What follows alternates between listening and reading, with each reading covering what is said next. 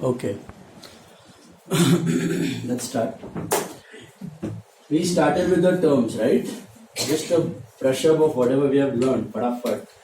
A quick revision. What is the subject about? Bookkeeping is what? Recording of business transactions. Which type of business are we dealing with? Trading business. Trading में भी कौन सा वाला? Sole proprietor, partnership, company और sole proprietor. Jethalal गेड़ा. What is sole proprietorship? Single person owns and manages the business. हर एक business के खुद के प्रोज एंड कॉन्स होते हैं. छोटा बिजनेस होता है तो एक ही बंदा मैनेज करता है, लिमिट्स आ जाती है, लेकिन प्रॉफिट्स भी सारे उसी को जाते हैं. That is the advantage. 2, 3, 4 बंदे होते हैं पार्टनरशिप में, प्रॉफिट ज्यादा होते हैं लेकिन फिर दिमाग भी 4-5 होते हैं, तो कॉन्फ्लिक्ट्स वगैरह होने के काफी चांसेस रहते हैं. तो प्रोज एंड कॉन्स होते हैं. You will learn in details in ओसी करके आपको एक सब्जेक्ट है, ऑर्गेनाइजेशन ऑफ कॉमर्स. तो ये सारे बिजनेसेस एक एक करके डिटेल में पढ़ोगे आप. Sole, partnership, companies. Okay, alright then. Sorry, sole proprietary trading business के रिकॉर्ड्स मेंटेन करते हैं. ठीक है. रिकॉर्ड्स मेंटेन करने के लिए आपको कुछ टर्म्स पता होने चाहिए क्योंकि ये बीच बीच में आने वाले हैं. इसमें हमने पहले देखा था कैपिटल. क्या होता है capital? Invested in the business by the businessman, and business and businessman are separate entities due to which concept? Unsaid rules, framework based on which the system is working, bookkeeping, right? They are concepts. So entity concept में business अलग है, businessman अलग है. हमें किसके point of view से सोचना है? Business के. Then we saw drawings, opposite of capital. What is drawings? For personal use, maybe in cash, maybe in kind, anything for personal use. Then we saw debtors and creditors. Who are debtors? Person from whom we are supposed to receive it. Maybe because of goods, maybe because of some other reason. Generally because of goods. Who are creditors? We are supposed to pay the money, maybe because of goods, but maybe due to some other reason as well. Barabar hai? Then we also saw bad debts, amount irrecoverable from a debtor. These are the main things. उसके बाद we went to the सबसे बड़ा, you can say the core thing of bookkeeping and accounting. सबसे important चीज, सबसे important जिसके around business revolve होता है. Okay, 4 items. What are those 4 items? कोई भी बिजनेस में कोई भी चीज को आप जो भी देख रहे हो उसको इन चारों चीजों में क्लासिफाई कर सकते हो.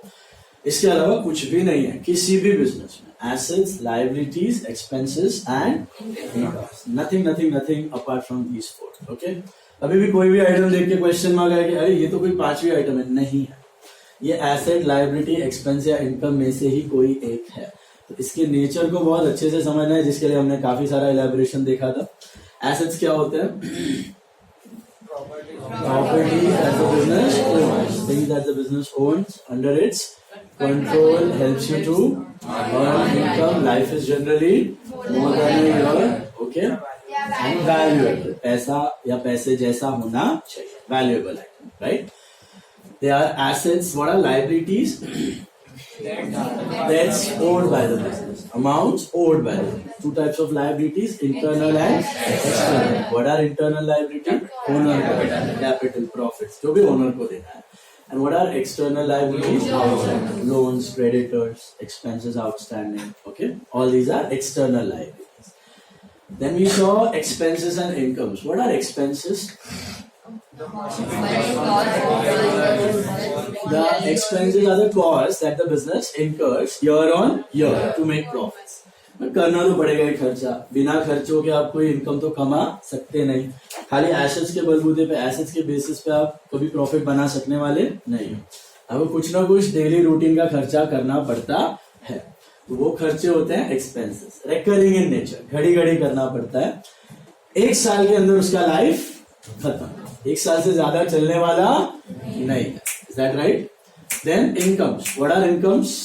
Amounts earned by the business every year. Amounts earned by the business every year. Main एक बिजनेस की कोर इनकम होती है, उसके अलावा भी एंसिलरी इनकम्स हो सकती है. What is the core income for a trading business? What is the core expense of a trading business? what is the core income for airline? What is the core expense of an airline? Aviation turbine fuel, ATF, petrol का खर्चा. Okay, सबसे बड़ा खर्चा होता है. 50% खर्चा किसी भी फ्लाइट को चलाने के लिए फ्यूल का लगता है. सबसे बड़ा खर्चा होता है. ओके, फ्यूल का.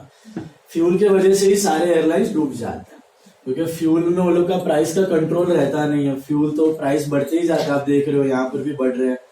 दिस फ्यूल का प्राइस आप देख रहे हो, petrol diesel 90 rupees, 100 rupees, 110, 120 now. So वैसे एयर टर्बाइन फ्यूल अलग टाइप का फ्यूल होता है जो फ्लाइट्स में जाता है. वो एकदम प्योर फ्यूल होता है, इससे भी प्योर होता है. ठीक है, उसका कॉस्ट और भी ज्यादा होता है, और ये बढ़ता है तो वो भी बढ़ते ही रहता है. तो इसकी वजह से उनका चटनी बन जाता है. कॉस्ट इतने ज्यादा हो जाते हैं और टिकट सेल इतने प्राइस बढ़ा नहीं पाते कॉम्पिटिटिवनेस की वजह से. तो फ्यूल का खर्चा. उसके अलावा क्या एक्सपेंसेस होते हैं एयरलाइन? मेंटेनेंस ऑफ एयरक्राफ्ट और salaries of pilot, salaries of air staff and all. Okay, वो सब उसके खर्चे होते हैं. So expenses are incurred year on year every year. Income generally एक कोर इनकम होती है, इसके अलावा कोई एंसिलरी इनकम हो सकती है. बराबर है. So then we saw a few examples. We saw an example of hotel, क्या expense, income, asset, liability. We saw an example of hospital. Okay, you can take any other example. Airline का example ले सकते हो. कोई भी business में आप ये चार चीजें ढूंढ सकते हो: asset, liability, expenses and income. इसमें कैसा होता है? Sorry, assets, liabilities and assets are quite different. It's very easy to identify, right? Assets you own, liability you have to pay. Income भी मोटा मोटी पता चल जाती है देख के. एक कोर इनकम होगी, बाकी एंसिलरी. तो इनकम भी कोई खास बड़ी चीज नहीं है आइडेंटिफाई करने के लिए. लोचा कहाँ आता है बिजनेस में किसी भी चीज में? एसेट और एक्सपेंस. कि साला ये चीज एसेट है या ये चीज एक्सपेंस है. लायबिलिटी आइडेंटिफाई करना is not a big deal. Income identify करना is also not a big deal. लफड़ा आता है एसेट और एक्सपेंस में. कंफ्यूजन यहीं पे क्रिएट होता है. वो भी मोटा मोटी समझ में आ जाता है, लेकिन कभी कभी इश्यूज आ जाते हैं कि भैया ये चीज एसेट है या ये चीज एक्सपेंस है. ये क्वेश्चन मार्क रहता है.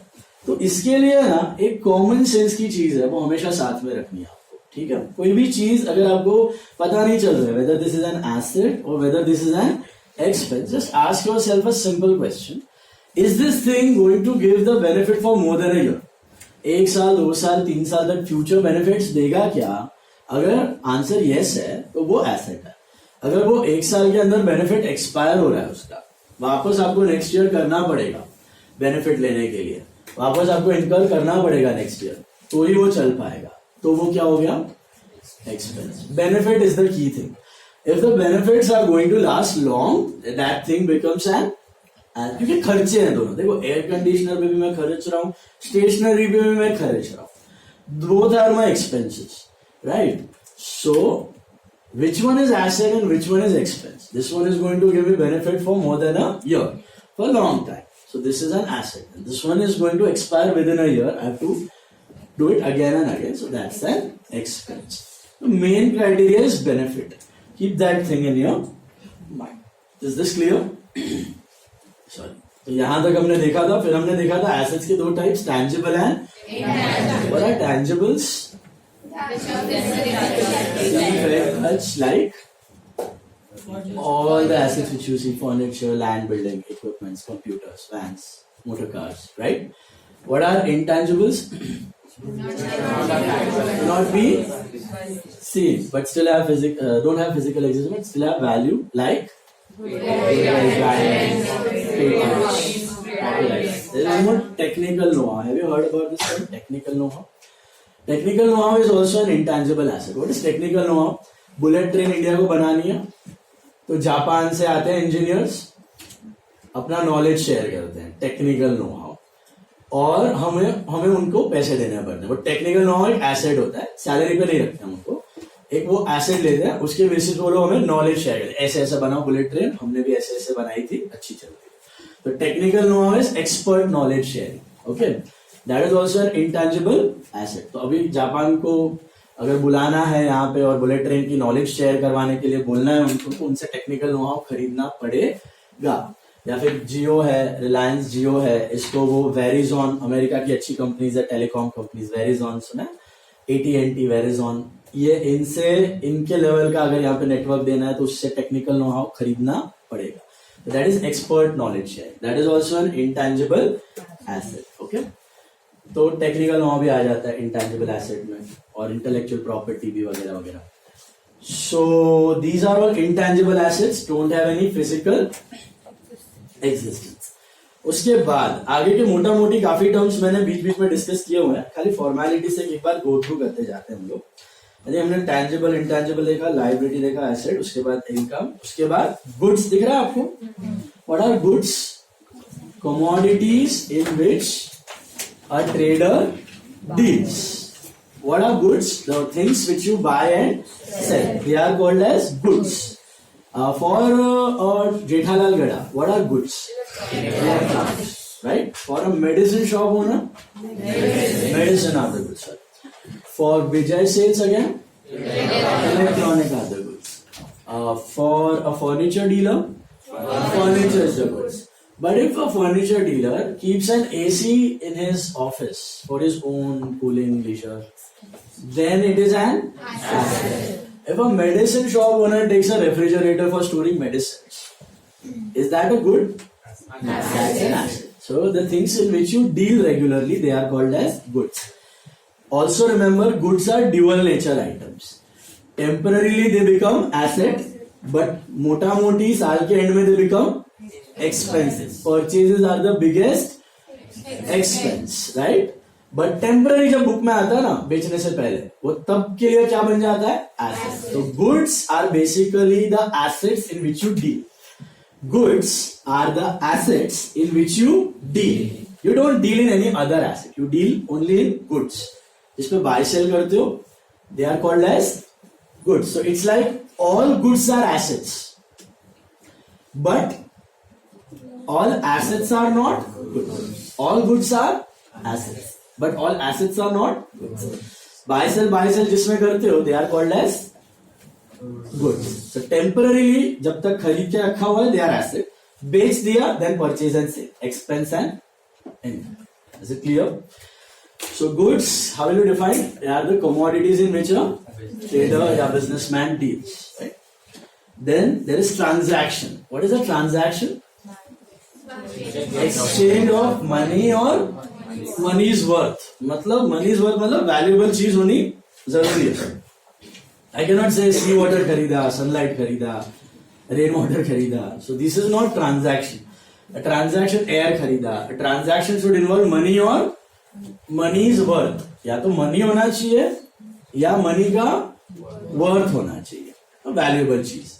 There are two types of transactions: barter and monetary. Have you heard about this barter transactions? Yes. पुराने जमाने में होता था. What are barter transactions? Things are exchanged against things or services, right? Sorry. Animal दिया और गेहूं चावल लेके आए, okay? And then you gave your furniture and you took medicine, somewhat like that.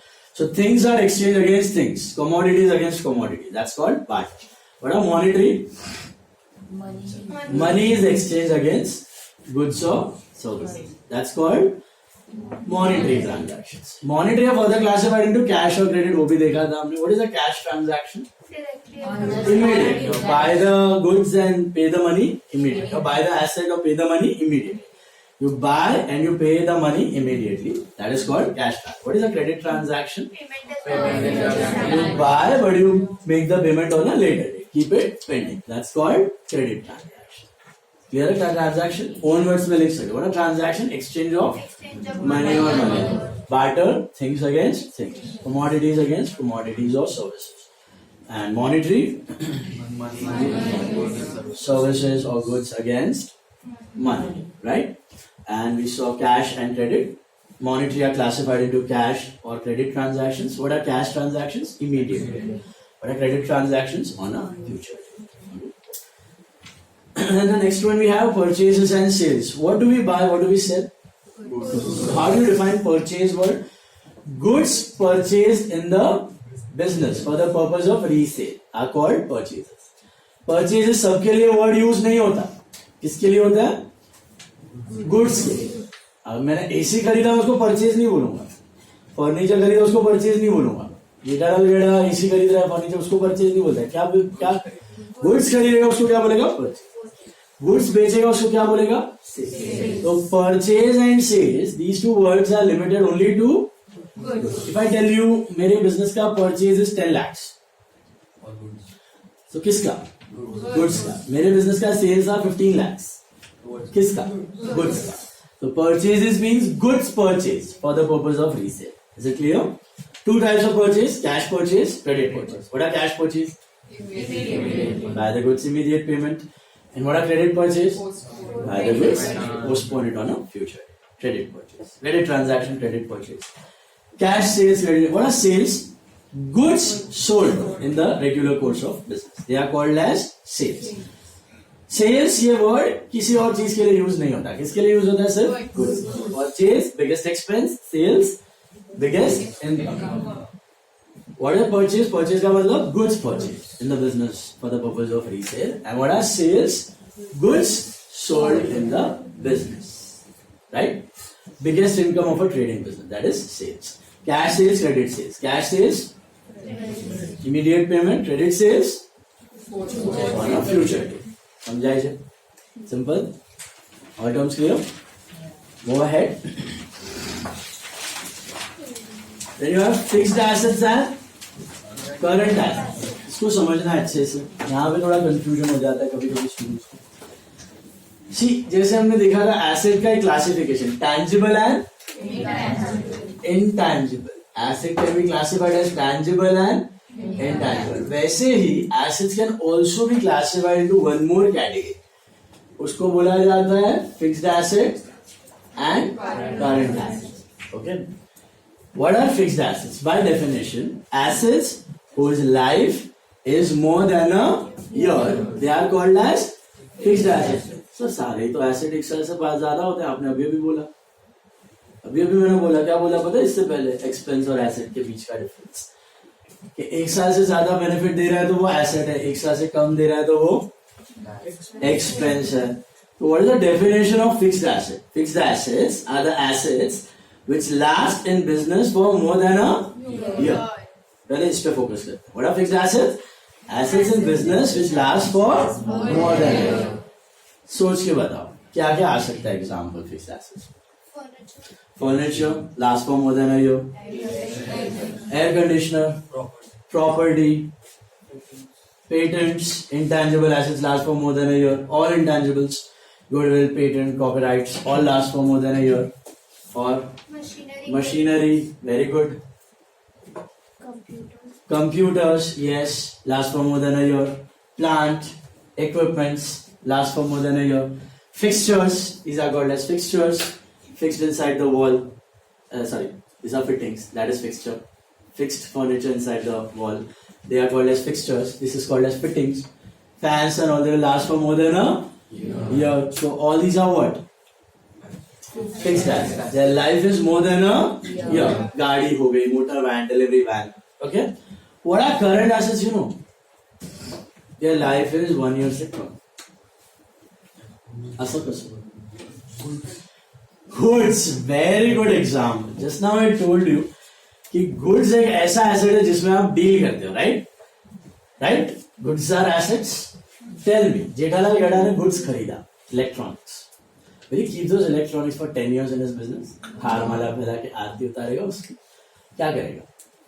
Sell it within a span of 2 months, 3 months, 4 months, yes or no? So what type of asset they are called as? Current assets. Current assets are the assets only, but they won't last in business for more than a year. They keep on changing forms. आपके business में 10 lakh rupees cash पड़ा हुआ है, 10 lakh rupees cash है, क्या वो 10 लाख का cash 10 सालों तक ऐसे ही पड़ा रहेगा? मेरा कैश मैं आपको उतारेगा। Can you keep it like that? What are you going to do? Use that cash to buy some other asset, buy some goods, sell again. So it keeps changing the form. आता है जाता है, आता है जाता है, form convert होते रहता है. बट फर्नीचर आपने ले लिया, क्या आप 1 साल के अंदर स्वैप करते रहते हो? नहीं, वो पड़ा रहता है. बिल्डिंग आपने ली है, पड़ी रहती है। गाड़ी आपने लिया, पड़ी मतलब यूज करते हो, लेकिन खरीदते बेचते तो नहीं हो, इतनी फटाफट कन्वर्ट तो नहीं करते हो फॉर्म्स उसके। Do you do that?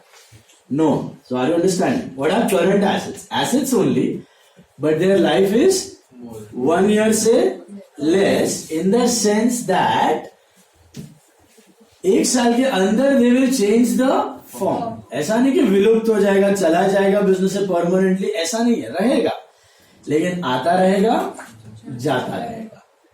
It will keep coming, keep going, keep coming, keep going. It will keep the business moving.